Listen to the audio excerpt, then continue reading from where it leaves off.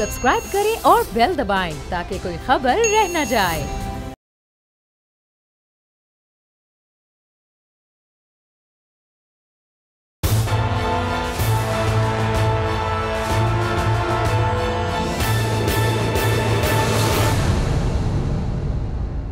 अस्सलाम वालेकुम। प्रोग्राम तज्जिया, मैं हूं अलीना इलियास और आज के इस प्रोग्राम में मेरे साथ मौजूद हैं राजा आमिर अब्बास साहब और राना ताहिर साहब।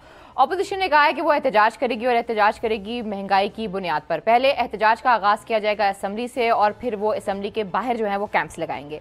ऑडिटर जनरल की रिपोर्ट आई है BRT के हवाले से, बहुत अहम इंकशाफात किए गए हैं, उसको भी इस प्रोग्राम में आज डिस्कस करेंगे। फिर मजहबी अमूर के जो हमारे मिनिस्टर हैं उनको कोई पूछने वाला ही नहीं है। वो एक बहुत अहम इमारत है, उसको लीज पर बेचे जा रहे हैं, लीज पर दिए जा रहे हैं और जिसको वो लीज पर दे रहे हैं वो उनका दोस्त है और वो आगे अगर उनसे कोई सवाल पूछे तो वो कहते हैं मजीद इमारत भी मैं लीज पर दूंगा और अपने ही दोस्त को दूंगा, अगर कोई कुछ बिगाड़ सकता है तो बिगाड़ ले। और अगर आप उनकी DP देखें तो DP उनकी इमरान खान साहब के साथ है। खैर जी, जस्टिस गुलजार साहब बहुत अहम उन्होंने रिमार्क्स दिए आज। उन्होंने कहा कि कायद के शहर का आपने क्या हाल बना रखा है। सबसे पहले हम जस्टिस गुलजार साहब की तरफ से ही आएंगे, उन्हीं की स्टोरी को डिस्कस करेंगे। जी राजा आमिर अब्बास साहब, जो इस वक्त कराची का हाल है, जस्टिस गुलजार चीफ जस्टिस जो हैं वो ये कह रहे हैं कि नया प्लान दिया जाए, आप इस पर क्या फरमाएंगे? देखिए, ये एक बड़ी खुशाइंद बात है कि जो शख्स अगर वो कराची की बात करे ना तो समझें कि उसको वाकई इस मुल्क से प्यार है। और जो शख्स ये समझता रहा कि जी कराची को छोड़ दें और पूरे पाकिस्तान में लगे रहे, तो यकीन कीजिए कि वो फिर पाकिस्तान के साथ उसकी हमदर्दी नहीं थी। तो ये उनके पेट्रियाटिक होने की एक बहुत बड़ी निशानी है कि वो कराची जो कि पाकिस्तान का हब है, जो कि पाकिस्तान की शारग है, उसकी बात कर रहे हैं। और कराची वो शहर है कि जो कि अर्ली 70s में और 60s में दुनिया के बेहतरीन शहरों में जिसका तस्वर होता था, जहाँ पे दुनिया की हर फैसिलिटी थी, एक मॉडर्न सिटी था और जहाँ पे सफाई का ये पैमाना था कि वहाँ पे जब पाकिस्तान बना उससे लेके काफ़ी अरसे तक वहाँ पे सुबह सुबह गाड़ियाँ आके वहाँ धुलाई करती थी। और अब जिस कराची को हम देखते हैं और जिस इवन उनके पॉश एरिया को देखते हैं, तो वहाँ पे यकीन कीजिए कि ये हालत है कि दुनिया के जो टॉप के जो गंदगी में शहर तस्वर किए जाएंगे उसमें वो ऊपर है। अब ये हुआ कैसे है? ये हुआ ऐसे है कि कराची में जो लूट मार का बाजार गर्म हुआ, कराची में जो चाइना कटिंग शुरू हुई, कराची में जो मुख्तलिफ ये जो हमारी पॉलिटिकल पार्टीज़ हैं, इनके जो ऐसे मुसल्ला विंग और वो भत्था लेने वाले जब आ गए, कभी एक पार्टी का आता था कभी दूसरी पार्टी का, जब वहाँ पे जो Sindh building land control authority है उसने जो तबाही मचाई, उसने जो नक्शों से हट के वहाँ पे बिल्डिंग्स बनाने की दी, 6 लाख रुपए में फ्लोर बना दिया भाई। तो अब ये वो चीज़ें थी कि आखिर जिसको इस मुल्क से या कराची से हमदर्दी है, तो ये बेंच अगर आप देखें तो तीनों सिंध के जजेस हैं, तो इन्हें अपने शहर, और शहर कौन सा, शहर कायद जिसको कहा जाता है, वहाँ पे जब ये हालात देखते हैं तो ये वो वैक्यूम था कि जो सिंध गवर्नमेंट ने और सिंध के पॉलिटिकल जो वहाँ पे रूलर्स थे उन्होंने डाल दिया था। और अब इन्होंने उसको नोटिस, काफ़ी पहले सिंध बदअबनी केस था, आपके इल्म में है काफ़ी अर्से से, वो लॉ एंड ऑर्डर भी कराची का ऐसे ही था कि जैसे वहाँ की गंदगी है। ये दोनों गंदगियाँ अगर हम लॉ एंड ऑर्डर की और ये देख लें तो दुनिया कोई मजबूर ही शख्स होगा कि जो उस शहर में रहेगा। बिल्कुल ठीक। तो जस्टिस फैसल अरब साहब के बड़े अच्छे रिमार्क्स थे। उन्होंने कहा कि मलेशिया फार्मूला सुना है आपने, कोलालमपुर को कैसे साफ किया गया, जरा इस पर रिसर्च करें, हम मलेशिया फार्मूले पर ही काम कर रहे हैं। अटॉर्नी जनरल साहब का जवाब था, मुझे थोड़ा सा वक्त दे दे, विफाकी हुकूमत और सिंध हुकूमत आपस में बात कर सकती है। वैसे इतना बड़ा इशू है, इतना पुराना इशू है, अभी भी ये देखें कि सुप्रीम कोर्ट की तरफ से इस इशू को टेकअप किया गया है, इस इशू को हाईलाइट किया गया है। अभी आपकी ना विफाकी हुकूमत उस पर है पेज पर और ना ही आपकी सूबाई हुकूमत पेज पर है, अभी भी कह रहे हैं जी हमें वक्त दे दें आप।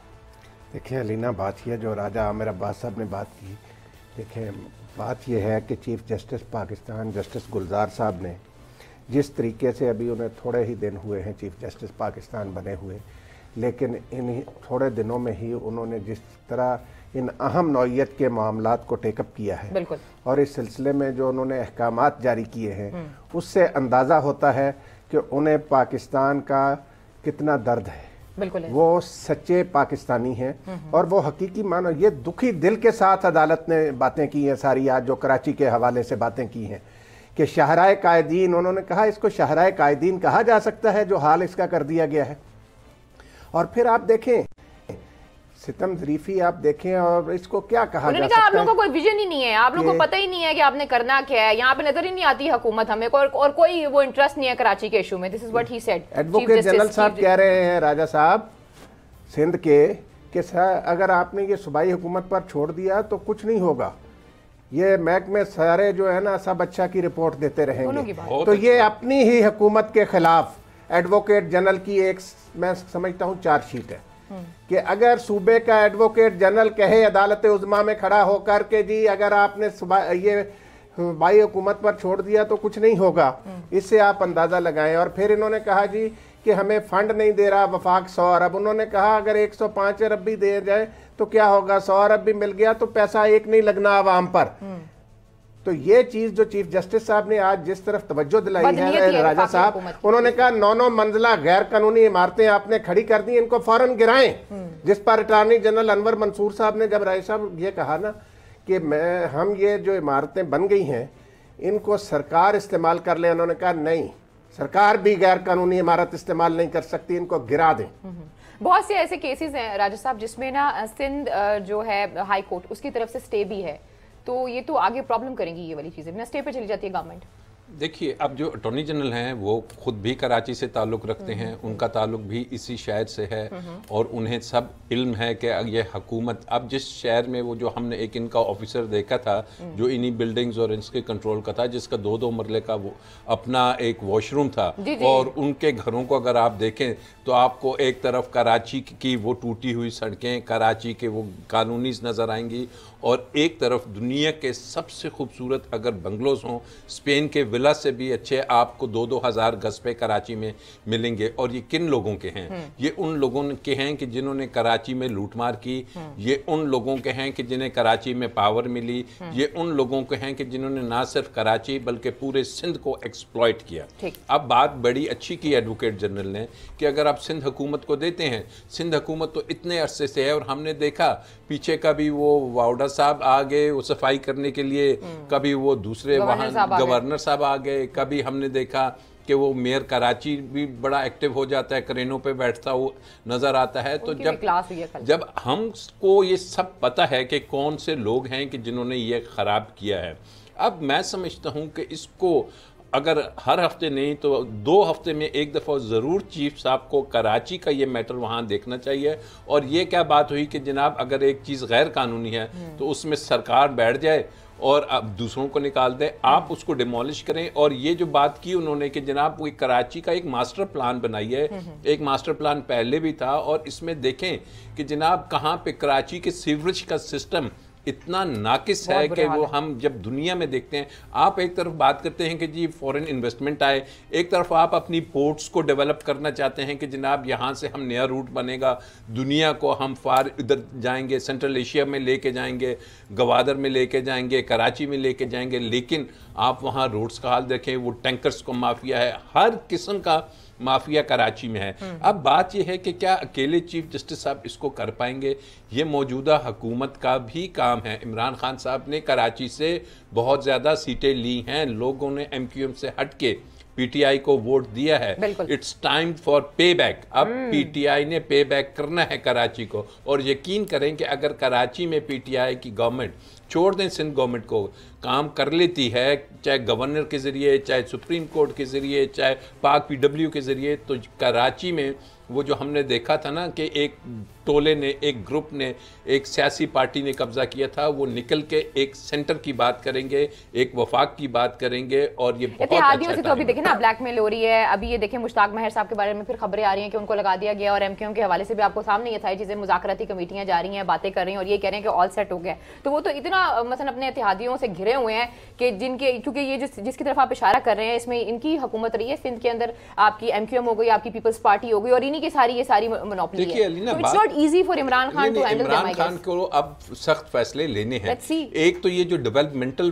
फंड्स दिए जाते हैं ना, तरक्याती फंड्स, MNAs को, इसको टोटली ख़त्म करना चाहिए इमरान खान को कि जनाब ब्लैकमेल नहीं होना, इनको फंड्स नहीं देने, क्योंकि हमने देखा है कि वो फंड्स से फिर 2-2 हज़ार गज के बंगले ही बनते हैं, वो ठेकेदारों को दिया जाता है, अपने मनपसंद ठेकेदारों को। और अफसोस की बात है कि नैब जिसने करना था, जिसने वो मलीक डेवलपमेंट अथॉरिटी का जो केस था, वो जो आपके आइकॉन टावर बने हुए हैं, वो जो वहाँ पे कब्जे हुए हैं, इनको भी हटाना बहुत ज़रूरी है कि जब तक आप इन कब्ज़ों को नहीं हटाएंगे, और जो कराची को तबाह करके लोग बैरून मुल्क फरार हुए हैं, जो जिम्मेदार हैं, आप डेवलप तो कर रहे हैं, लेकिन आप जिम्मेदारी पे लोगों को सजाएं जब तक नहीं देंगे तो ये फिर चीफ साहब तो रिटायर हो जाएंगे 1.5-2 साल बाद, फिर क्या होगा? क्या सुप्रीम कोर्ट, जिसका काम तो ये नहीं है कि ये सब कुछ करना, एग्जीक्यूटिव का काम है, तो इट्स टाइम के अवाम को भी देखना चाहिए। और सबसे दोबारा मैं रिपीट करूंगा कि ये इमरान खान की ड्यूटी बनती है। लेकिन जब गवर्नमेंट कुछ ना करे तो फिर डेफिनेटली सी बात है कि सुप्रीम कोर्ट भी तो खामोश नहीं रह सकती, इसमें तो एक आम बंदे का शामिल हो जाता है ना। जी राना साहब, आप ये जो बड़ी इंपॉर्टेंट बात की है, बात ये है, देखिए सुप्रीम कोर्ट जो है, अगर हुकूमत अपनी जिम्मेदारियां पूरी नहीं करेगी तो सुप्रीम कोर्ट वहां मुदाखलत करेगी और सुप्रीम कोर्ट एक्शन भी लेगी। ये सुप्रीम कोर्ट का आईनी इख्तियार भी है और ये मैं समझता हूं कि बुनियादी जिम्मेदारी भी है अदालत उज़्मा की कि अगर सूबाई और वफाकी हुकूमत जिम्मेदारी से काम ना कर रही हो तो वो उस पर एक्शन लें। तो चीफ जस्टिस पाकिस्तान ने अलीना जो काम शुरू किया है, इस मुल्क में सफाई मुहिम जो शुरू की है ना चीफ जस्टिस साहब ने, खास तौर पे जिस तरीके से ये गैर कानूनी कब्जा ग्रुप जो है, इनसे सरकारी अराजी वागुजार कराने का जो सिलसिला है, मैं समझता हूँ इस मुल्क को दिवालिया कैसे किया गया। इस मुल्क को दिवालिया इस तरह कर रहे हैं ये लोग कि गरीब आदमी दिवालिया हो गया और चंद लोगों की, जिनकी तरफ इशारा किया पॉलिटिकल एलीट कराची की, राजा आमिर अब्बास साहब ने, उन्होंने अपने बड़े बड़े महल्लात खड़े कर लिए और गरीब आदमी जो है वो बेचारा तड़पता फिर रहा है, उसका कोई पुरसाने हाल नहीं। तो ये जो है बिल्कुल सही कहा चीफ जस्टिस ने कि वो 9 मंजिला इमारत जो है ना, फिर मुझे ख्वाजा आसिफ की बात याद आ जाती है। वो कहते हैं कि आपके इर्द गिर्द माफिया, जरा उसको काउंटर कर लें, फिर उसके बाद कोई बात होगी।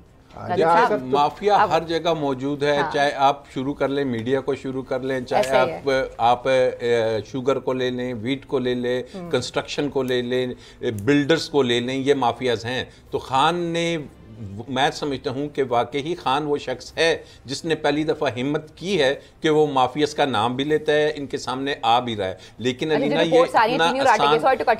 जो रिपोर्ट्स आ रही हैं चीनी और आटे के हवाले से, और जो बताया जा रहा है कि खुफिया रिपोर्ट्स में नाम लिया जा रहा है 2 लोगों का, जिनमें से आज के साथ मुलाकात भी हुई है एक शख्स के साथ, क्या इतना खुल के उसके खिलाफ इंक्वायरी की जाएगी? बिल्कुल करेगा, मुझे पूरी उम्मीद है। मुलाकात हुई है, मुलाकातें होने। देखिए, ये जो माफिया का वर्ड है ना, ये कोई ऐसा नहीं है कि आपने किसी एक ग्रेड 17 के क्लर्क को उठा लेना है या अफसर को उठा लेना है। माफिया मींस दुनिया में रैकेट और ये कार्टेल्स होते हैं, ये इतने स्ट्रांग होते हैं, इतने डीप रूटेड होते हैं, ये कि हर जगह से ये ऑपरेट करते हैं। तो इनको ये ना समझिए कि एक छड़ी ऐसे आप घुमाएंगे और ये माफियाज खत्म हो जाएंगे। इसके लिए आपको एक लॉन्ग टर्म और एक कांस्टेंट, और चीफ जस्टिस को चाहिए कि अगर वो वाकई ही ये तमाम चीज़ों को ठीक करना चाहते हैं तो साथ साथ वो नैब का जो सा एक माफिया बन गया है ना, नैब को दुरुस्त करें कि जब तक लोगों को पकड़ के जेलों में नहीं भेजेंगे, जब तक लोगों को सजाएं नहीं मिलेंगी, जब तक लोगों को, एक तरफ तो आप कहते हैं कि जी ये जो ऑर्डिनेंस ले आए हैं कि जनाब ब्यूरोक्रेट्स को कुछ नहीं कहा जाएगा, बिजनेसमैन को कुछ नहीं कहा जाएगा,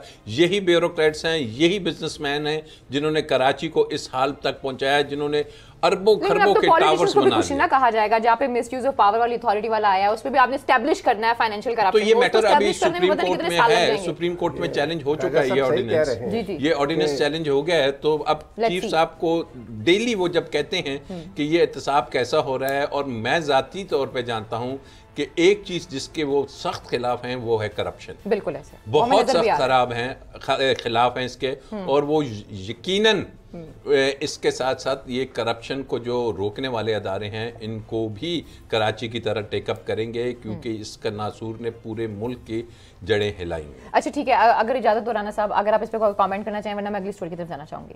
देखिए, बात यह है अलीना, जो बात की है ना राजा अमर अब्बास साहब ने नैब के हवाले से, नैब का तफ्तीशी निज़ाम जो है वो कमज़ोर है, उसको ठीक करने की ज़रूरत है, जिसकी वजह से मुकदमात ख़राब होते हैं। इस तरफ तवज्जो देने की ज़रूरत है। और इमरान खान ने जो वादा किया था कौम से कि मैं इन करप्ट माफिया का एहतसाब करूँगा, ये नैब अपनी जगह, लेकिन इसके साथ साथ मैं समझता हूँ कि इमरान खान को चाहिए कि FIA में बाजत ज़िया ऐसा दयानतदार अफसर लगाया है और भी लोगों को तैनात करे। इन्वेस्टिगेशन कितनी अच्छी है, वो जो स्पेशल यूनिट बनाया हुआ है उसकी एक यूनिट की जो है ना इन्वेस्टिगेशन पूरी नैब से ज्यादा अच्छी है। मेरी बात सुने ना, आप ये सारे करप्ट माफिया के खिलाफ इंक्वायरी कराएं। बहुत सारी इंक्वायरीज पेंडिंग पड़ी हैं, जैसे ये इस्लामाबाद इंटरनेशनल एयरपोर्ट है नया जो बना, इसकी इंक्वायरी का क्या बना, उसको तेज करवाएं, उसका पता चलवाएं क्या हुआ। तो ये सारे मामलात को मंतकी अंजाम तक पहुंचना चाहिए। और दूसरी बात अलीना, जो चीफ जस्टिस साहब ने आज एक और भी ऑर्डर किया है, क्या रहा? वो ये है कि उन्होंने शेख रशीद साहब, असद उमर साहब को ज़ाती हैसियत में तलब कर लिया है। असद उमर साहब से उन्होंने जवाब मांगा है कि ये ML1 का टेंडर जो है वो क्यों नहीं जारी किया जा रहा। तो इससे अंदाज़ा आप लगाएं कि चीफ जस्टिस साहब जो है ना वो पूरी तरह चाहते हैं कि आवाम के लिए, पाकिस्तान के लिए ये लोग काम करें। चलिए, सुप्रीम कोर्ट तो हमें मुतहरिक नजर आती है और हमें उम्मीद भी सुप्रीम कोर्ट से है, लेकिन आज का एक दूसरा जो बड़ा इशू रहा है वो ये रहा कि डॉक्टर हफीज़ पाशा साहब ने कल एक इंटरव्यू दिया है। मैं कल दिया है, कुछ दिन पहले दिया। मैं पहले आपको वो सुनाना चाहूंगी, फिर मैं आपको बताऊंगी जो इमरान खान साहब कहते हैं ना कि मैशत बड़ी मजबूत हो रही है, वो कैसे हो रही है, जरा हम इस पर तबसरा भी करेंगे। जी, उन्होंने कहा कि इंडस्ट्री और एग्रीकल्चर, जिससे आपको सबसे ज़्यादा आपकी वो होती है आमदनी होती है, वो ना होने के बराबर रह गए हैं। लेकिन अगर दूसरी तरफ देखें हुकूमती वज़रा की जानिब, तो वो ये कहते हैं कि ऑल सेट, सब फाइन है, सुकून करें। और आज ही अगर मैं 2-3 अखबारात देख रही थी तो उसमें ये बताया जा रहा था कि जुलाई तक शायद 1.9 ट्रिलियन का इन्हें कर्जा लेना पड़े। और पिछले अगर जनवरी की बात करें तो इन्फ्लेशन जो थी वो पिछले 10 सालों में अपनी बुलंद तरीन सतह पर थी। राजा आमिर अब्बास साहब, अलीना, इस बात को ज़रा गौर से समझने की है कि ये सब कुछ क्यों हो रहा है। हम ऐसे नहीं कह सकते कि जी बस वो आया, एक साल में मईशत ऐसे तबाह हो गई, ये फिगर्स आ गए। अगर बोरिंग हुई है तो रीपेमेंट्स कितनी करनी थी, ये ज़हन में सोचिए कि आपने वो पैसा क्या डेवलपमेंटल उसमें लगा दिया, क्या आपने वो पैसा अपने और किसी फंड्स में लगाया। उसके फिगर्स जब आप ब्रेकआउट लेंगे तो पैसा आपने वापस दिया, आप डिफॉल्ट कर रहे थे।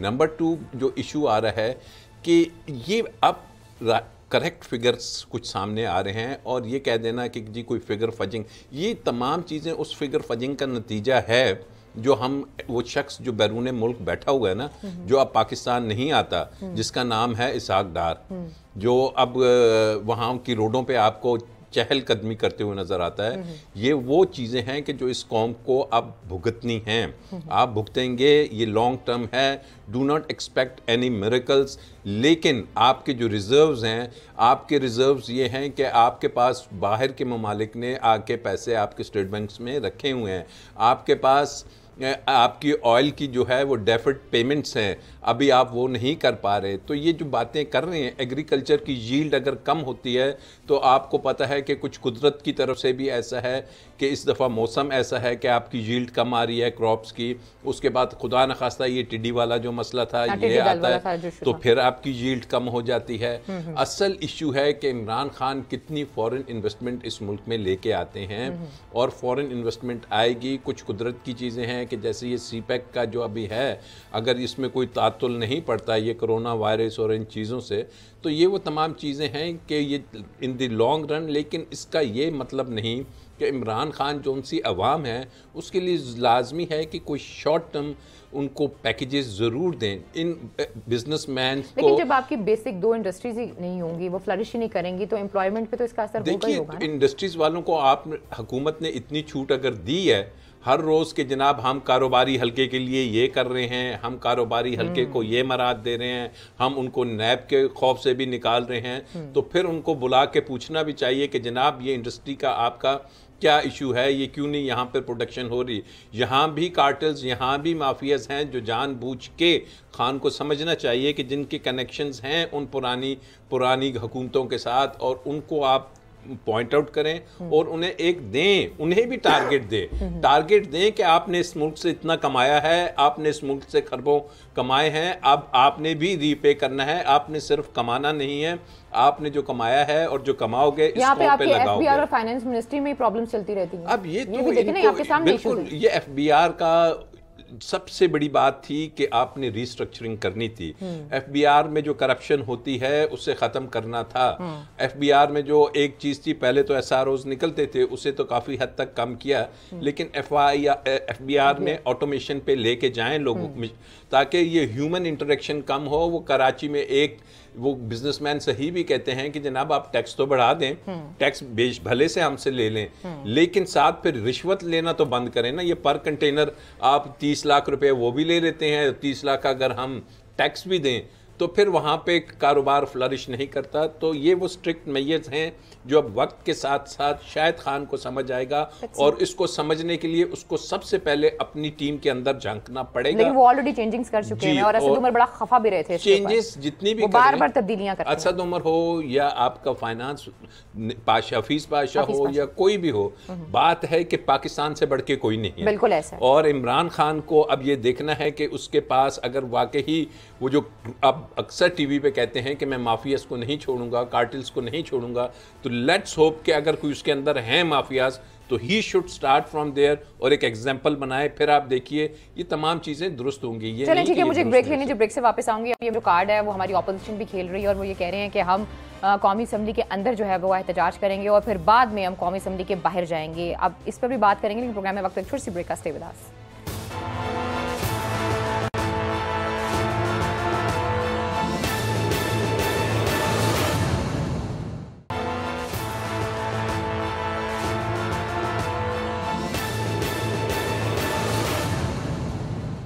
वेलकम बैक नाज़रीन, फिर आपको खुशामदीद कहते हैं जी। राना साहब, ऑपोजिशन कह रही है कि वो असम्बली के अंदर से एहतजाज शुरू करेगी, फिर बाहर कैंप लगाएगी, और जो हमारे मौलाना साहब हैं वो कह रहे हैं होले होले मार्च भी हो जाएगा।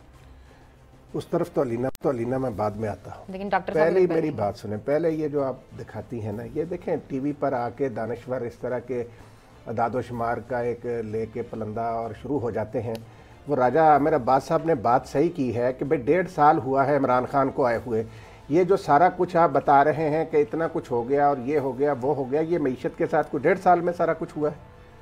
और जो मुंशी मनक्का जिसकी तरफ राजा साहब ने इशारा किया है, लंदन में फिर रहा है इस मुल्क को बर्बाद करके जाली अदादो शुमार देकर, उनकी आप बात नहीं करते। और आप ये कौम को मायूस करने के लिए ये कुछ नाम नेहाद। नहीं, मैंने तो कोई काम को मायूस नहीं किया, आपको नहीं कह रहा, मैं उनको कह रहा हूं। और दूसरी बात ये है कि खान साहब तो खुद मुतमईन नहीं है अपनी फाइनेंस टीम से, बार-बार बदलते रहते हैं। आपको तो नहीं कह रहा, मैं उनकी बात कर रहा हूँ।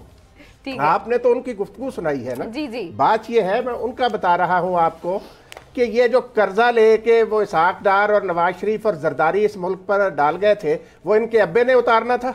ये जो टीवी पर आके दानिश्वर बड़े इक्तिसादी माहिरीन आके मशवरे देते हैं कि जी यूं होना चाहिए वो होना चाहिए, भाई ये सारी रकम जो है जो इमरान खान ने कर्जा लिया उसका देखें कि वो गया कहाँ। उसमें ज्यादातर तो वो कर्जा अदा किया गया है जो जरदारी और नवाज शरीफ के दौर में लिया गया। अभी मजीद तो मुल्की मईशत के साथ जो खिलवाड़ गुज़श्ता 10 सालों में हुआ है उसका खमियाजा किसी न किसी ने तो भुगतना है। और अब इमरान खान अगर इसको सही ट्रैक पर लाने की कोशिश कर रहे हैं तो ये आ जाते हैं नाम नेहाद इक्तिसादी माहिरीन उठ कर के नहीं जी अब मईशत का ये, भाई मईशत को सही डगर पर ले जाने की कोशिश की जा रही है।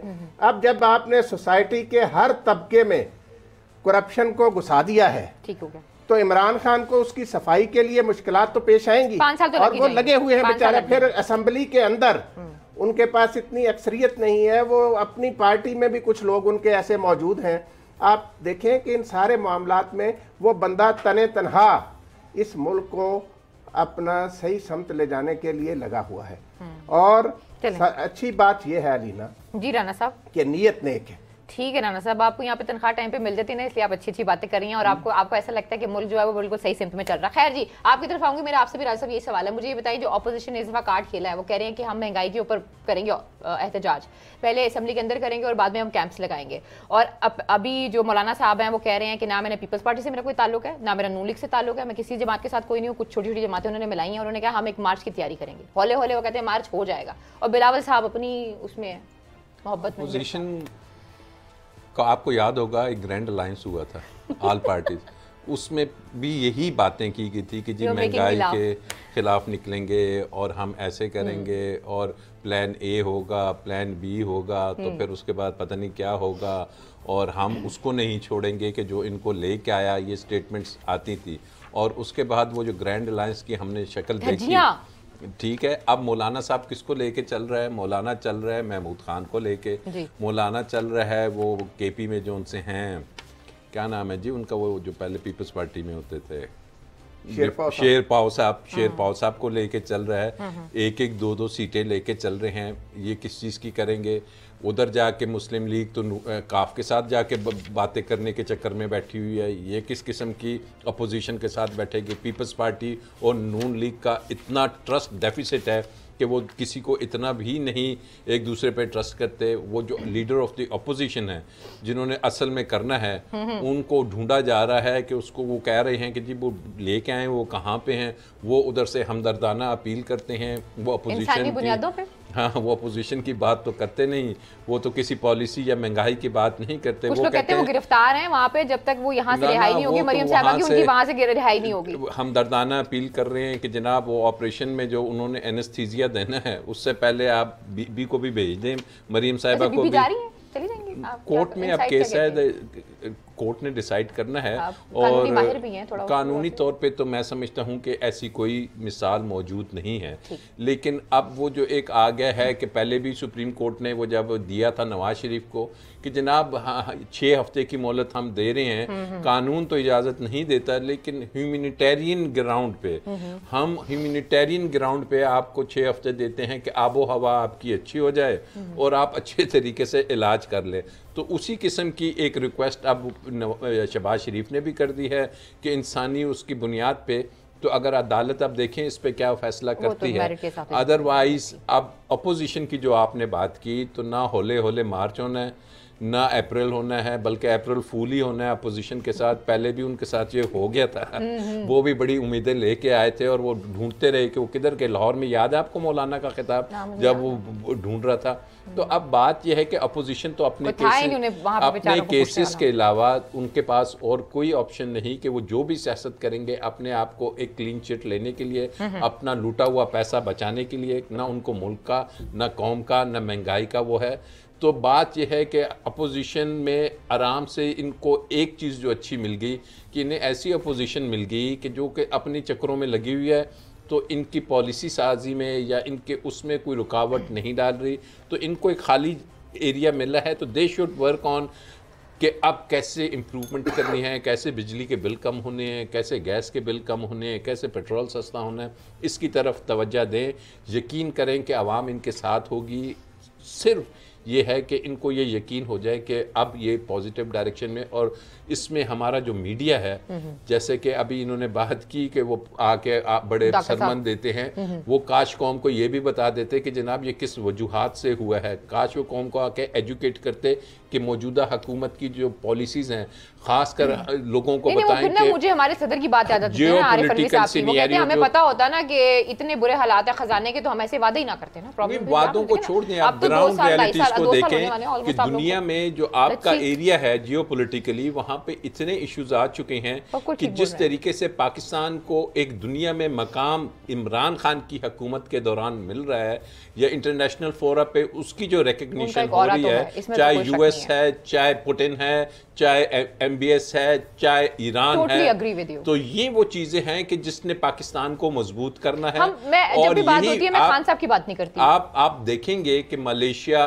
टर्की के अभी आ रहे हैं प्रेसिडेंट यहाँ पे नेक्स्ट वीक, तो वो भी यहाँ पे इन्वेस्टमेंट करेंगे। तो we should give a positive picture और बताएं कि मलेशिया भी खान साहब की कोई बात नहीं कर रहा। खान साहब के इर्द गिर्द जो लोग हैं उनकी बात की जा रही है। अब ये देख लें, आपके मजहबी अमूर के जो मिनिस्टर हैं, उनका जो दिल चाह रहा है वो कर रहे हैं और उनसे कोई पूछने वाला नहीं है। और अगर उनकी अभी व्हाट्सएप डीपी देखें तो खान साहब के साथ उनकी डीपी लगी हुई है।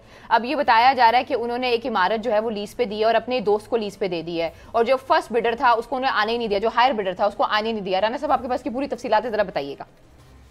देखिए लीना, बात यह है कि ये मामलात ऐसे हैं जिनकी तरफ वाक़तन वज़ीर आज़म इमरान खान साहब को तवज्जो देनी चाहिए। ये उनकी फौरी तवज्जो के मतकाजी हैं और इस सारे मामले की इंक्वायरी होनी चाहिए। कि आप देखें, ये वजारत मजहबी अमूर की बिल्डिंग थी G6 मरकज़ में। ये बहुत ही अपना आप इसको प्राइम लोकेशन की जगह है, तकरीबन 4 कनाल पर मुहित है और ये 4 मंजिला इमारत है। कितनी बड़ी इमारत है। ये वजारत मजहबी अमूर के इस्तेमाल में थी। बुनियादी तौर पर ये मतरूका वक्फ मलाक की जगह है। तो वजारत मजहबी अमूर को जब यहाँ से शिफ्ट किया गया सेक्रेटेरिएट में, तो ये खाली जगह जो थी असूली तौर पर वापस होनी चाहिए थी मतरूका वक्फ इमलाक बोर्ड को, लेकिन वफाकी वजीर मजहबी अमूर की हदायत पर जो वजारत है मजहबी अमूर की, उन्होंने ये इमारत जो है लीज पर आगे देने का फैसला कर लिया। और लीज पर देने के लिए इंतहाई भोंडा तरीका इख्तियार किया गया कि पूरी इमारत को लीज पर देने की बात नहीं की गई, फ्लोर वाइज बात की गई, ताकि पहले एक फ्लोर देंगे फिर दूसरा फ्लोर। अगर एक ही दफ़ा उसकी ऑक्शन की जाती तो कोई बड़ा सरमायाकार आके उसको ले लेता और हुकूमत को कुछ आमदन भी हो जाती। लेकिन चूँकि मसला क्या था मैं आपको बताता हूँ। वज़ीर मजहबी अमूर जो हैं हमारे मोहतरम कादरी साहब, इनका अपना राजा साहब बिजनेस है, गिलानी कैश एंड कैरी। अच्छा, ठीक है, उसमें इनके एक पार्टनर हैं, उन्होंने इस बिडिंग में हिस्सा लिया और उन्होंने शराइत ऐसी रखी कि ये जो बेसमेंट है ये हम उसको देंगे। पहले बेसमेंट की बिडिंग हुई, ठीक है, उसमें कहा गया कि ये उसको दी जाएगी जिसका कैश एंड कैरी का बिजनेस होगा। ठीक हो गया। राना साहब यहाँ पे रोक लें, मुझे ब्रेक लेनी है। अभी थोड़ा लोगों को भी इंतजार करने दें कि क्या वारदात डाली गई और किस तरीके से डाली गई। मैं चाहूंगी आप पूरी तफसील बताएं, लेकिन प्रोग्राम में वक्त एक छोटी सी ब्रेक का। Stay with us.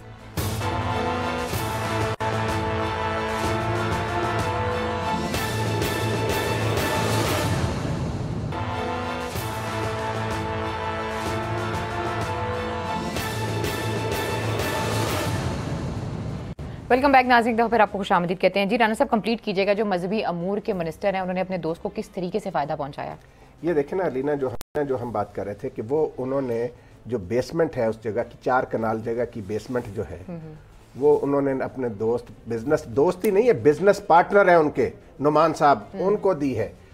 वो जून में दे दी थी पिछले साल। ठीक, वहाँ उन्होंने इस्लामाबाद कैश एंड कैरी के नाम से अपना काम शुरू कर दिया। उसके बाद उन्होंने ये पिछले महीने ग्राउंड फ्लोर भी इसी तरह उनको दे दिया।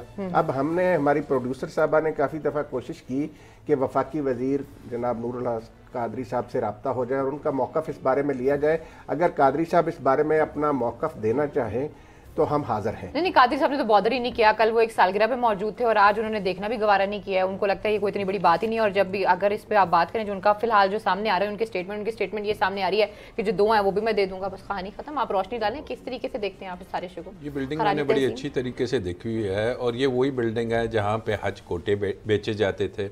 ये वही बिल्डिंग है जहाँ पे लोगों को बुला के कैसे रेट्स ऊपर किए जाते थे। कोई इंसान सोच नहीं सकता कि जो मज़हब के नाम पे वजारत बनी हुई है उस पर किस किस्म की करप्शन होती रही है। ये वही है कि जिसके एक पिछले मिनिस्टर को सुप्रीम कोर्ट ने बुला लिया था, और दो बाद में हमारे अदालती सिस्टम में वो बाहर चले गए, वो बाहर निकल आए। तो अब ये कोई नई बात नहीं है कि इसी बिल्डिंग में इसी मिनिस्ट्री के जो हैं उन्होंने अगर कॉन्फ्लिक्ट ऑफ इंटरेस्ट भूल गए। शायद इमरान खान उर्दू में अगर बता देता तो शायद इन्हें याद होता कि कॉन्फ्लिक्ट ऑफ इंटरेस्ट क्या होता है। और अगर इन्होंने जैसे कहा कि वो पार्टनर्स हैं, तो अगर पार्टनर्स हैं और ये कह दिया जाए कि जनाब बेसमेंट में कैश एंड कैरी का आपने करना है, आपने प्री क्वालिफिकेशन ही ऐसी बना दी कि जनाब आप किसी एक शख्स को, एक ग्रुप को वहाँ पे लाना चाहते हैं। अब यहाँ भी हम यही तवक्का करें कि जनाब फिर सुप्रीम कोर्ट इसका इस पे एक्शन ले। कहाँ पे है वो? असल में खान अब ऐसी सिचुएशन में है कि उसको जो वाकई इशू आ रहा है कि ये वो काम नहीं है कि जो प्राइम मिनिस्टर खुद बैठ के एक एक चीज़ को देखे। ये उसकी लेफ़्ट राइट जो टीम थी ना उसका काम था। कहाँ है वो इसके प्रिंसिपल सेक्रेटरी? ये इसके वो अदारों का काम था कि जिसको इसकी ज़रा सी खबर मिलती तो वो आ जाते कि जनाब बताइए वो किधर है इनके रूल्स रेगुलेशन। तो अब काम यही है कि फिर इन चीज़ों को रोकने का वाहिद हल यही है कि खान अपनी टीम में ऐसे लोगों को लाए कि जो कि खान अगर इंटरनेशनल लेवल पे बातें कर रहा है, अगर वो जाके डोनाल्ड ट्रंप के साथ बात करता है, अगर वो जाके जिनके मैंने नाम लिए वहाँ पे बिजी है, तो वो इतने मेगा इश्यूज़ में और इतने इंपॉर्टेंट इश्यूज़ में लगा हुआ है कि ये जो छोटे किस्म की चीज़ें हैं इसका वाहिद हल यही है कि अगर एक एग्जाम्पल या 2 वो बना दें ना अपनी ही टीम में, और वो एग्जाम्पल यही है कि चाहे उसके जो करीबी हैं, चाहे मिनिस्टर है, चाहे को है, वो उनको फारिग करे, उनको भेजें, और उसने पहले मिनिस्टर्स को फारिग किया है। वो हेल्थ वाला आपको याद होगा कि उसको इसी बात पे किया था। तो उसी की एग्जांपल सामने रखते हुए मुझे उम्मीद है कि अगर ये बात जब उस तक पहुंचेगी, वो ज़रूर अपने इस, क्योंकि इस मिनिस्ट्री में तो हम ऐसी चीज़ सोच के दुनिया को क्या पैगाम देंगे कि जनाब अब मज़हब के नाम की मिनिस्ट्री में बैठ के, और अगर वज़ीर साहब खुद अगर इस किस्म की हरकत में मुलव्वस पाए जाते हैं तो फिर अल्लाह हाफ़िज़। अच्छा, एक और भी इशू है, ये जो आप बात करें ना खान साहब के हवाले से। खान साहब की अगर अपनी पर्सनालिटी की बात की जाए या उनकी शख्सियत की बात की जाए तो इसमें कोई शक नहीं कि खान साहब जो हैं उनकी यही कोशिश है कि पाकिस्तान के लिए बेहतर हो, लेकिन उनके इर्द गिर्द जो लोग हैं ना वो उन्हें सही तरीके से परफॉर्म नहीं करने दे रहे। अब ऑडिटर जनरल की एक रिपोर्ट आई है BRT के हवाले से, आई एम श्योर वो आपने देखी होगी। उसके अंदर उन्होंने कहा है कि 2018 के जब इलेक्शन होने थे तो उससे पहले इसके डिज़ाइन में तब्दीली की गई ताकि जो जिन इलाकों में जो भी उनके कैंडिडेट्स हैं उनको फैसिलिटेट किया जा सके ताकि वो ज़्यादा से ज़्यादा अपना वोट ले सकें। फिर जो फाइनल डिज़ाइन है वो भी नहीं दिया गया, उसके बिना ही जो प्रोजेक्ट है उसे शुरू कर दिया गया। फिर गाड़ियों के हवाले से बात की गई कि 7.9 अरब रुपए की मालियत की गाड़ियाँ खरीदी गई हैं, कबल वक्त खरीदी गई हैं और उनकी वारंटी भी खत्म हो गई है। इसके अलावा $33 मिलियन की 169 बसेस खरीदी गई हैं। अब ये देखें, जब इस तरह के इशूज़ हमारे सामने आते हैं और उसके ऊपर कोई रिस्पॉन्स नहीं आता तो आप किसकी तरफ देखेंगे? देखिए, एक तो अलीना ये मैटर ऑलरेडी सुप्रीम कोर्ट में चल रहा है, तो हमें ज़्यादा इसके ऊपर तो बात नहीं करनी चाहिए, लेकिन अल्टीमेटली अगर ये चीज़ें साबित हो जाती हैं तो फिर वो बसेस उन्हीं लोगों को दे देनी चाहिए कि अब इस बसों को चलाओ इधर और तुम ये पैसे पूरे करो, और उनको अगर किसी सीट्स पे हैं तो वहाँ से फौरी फारिग करके इन बसों का ड्राइवर बनाएं और कंडक्टर बनाएं। तब जाके अगर कोई ऐसी एग्जाम्पल बना देंगे तो कौम सीधी होगी और कौम वाकई एहतसाब की बात करेगी। अगर आप ये कहेंगे कि जी नहीं वहाँ पे ये चीज़ नहीं हो सकती, अब जैसे कि नैब का वो कानून आ गया है कि जनाब अगर किसी अफसर ने नेग्लिजेंस की है, ये गुड फेथ में सब कुछ कर दिया है और उसे सज़ा नहीं होगी, तो ये चीज़ को ख़त्म करना होगा कि गुड फेथ को कोई नहीं डिटर्मिन कर सकता। इस चीज़ को कोई डिटर्मिन नहीं कर सकता कि जनाब ये नेग्लिजेंस में अफसर साहब ने खुद तो पॉकेट में कुछ नहीं किया, लेकिन उसकी वजह से किसी दूसरे शख्स ने करोड़ों रुपए का अगर फ़ायदा उठा लिया है तो अफसर साहब को कुछ नहीं कहा जाएगा। तो ये वो चीज़ें हैं कि जिसको एक दुरुस्त रास्ते पे लाना है, और इसको लेकिन इसमें बात ये है ना कि सिर्फ यहाँ ये तो बहुत अच्छा हुआ कि सुप्रीम कोर्ट ने ये इशू को टेकअप कर दिया। मुझे लगता है इस इशू के ऊपर कोई ना कोई भी जो है वो सामने हमारे नतीजा नजर आएगा। लेकिन इसमें बड़े बड़े जो बैंक्स हैं, तरक्याती बैंक हो गया, वर्ल्ड बैंक हो गया, उनकी भी बड़ी रिपोर्ट्स हैं, उनकी भी बहुत से खदशात हैं जिनको एड्रेस ही नहीं किया गया। राना साहब देखिए अलीना, पहली बात तो ये है कि जो ऑडिटर जनरल है ना, जी राना साहब, उनकी रिपोर्ट सिर्फ BRT के हवाले से नहीं है। ठीक है, उनकी रिपोर्ट हर महकमे के हवाले से, ठीक है, और हर महकमे में वो इस तरह की बातें करते हैं। पहली बात तो ये कि ऑडिटर जनरल साहब को उसके तकनीकी पहलुओं के हवाले से और मालियाती मामला तक अपनी रिपोर्ट देनी चाहिए। जो उसके सियासी पहलू हैं वो बताते हैं कि जी वो जो उसका रूट तब्दील किया गया है उसकी वजह से क्या वहाँ के लोगों को फायदा होगा या इससे कौमी खजाने को सिर्फ नुकसान होगा। ठीक है, तो उनको सियासी बहस में पढ़ने की, लेकिन राना साहब इसमें तरक्याती बैंक की जो रिपोर्ट है उनका यही कहना है कि जो रूट तब्दील किया गया है, जो फाइनल डिजाइन चेंज किया गया है, उसमें कोई फायदा नहीं हुआ, नुकसान नहीं हुआ ना। तरक्याती बैंक की बात करी उन्होंने, उसको कोट किया। आज मैं वही अर्ज कर रहा हूँ ना कि ये तो हम कई दफा कह चुके हैं, जैसे राजा अमर अब्बास ने कहा कि गैर कानूनी कहा चीफ जस्टिस पाकिस्तान ने क्या कहा कि गैर कानूनी। नेक्स्ट टाइम राजा साहब आएंगे तो मैं आपसे पूछूंगी। खैर जी, आज के प्रोग्राम से हम तीनों को इजाजत दीजिए। अपना बहुत ख्याल रखिए। अल्लाह ने की बात।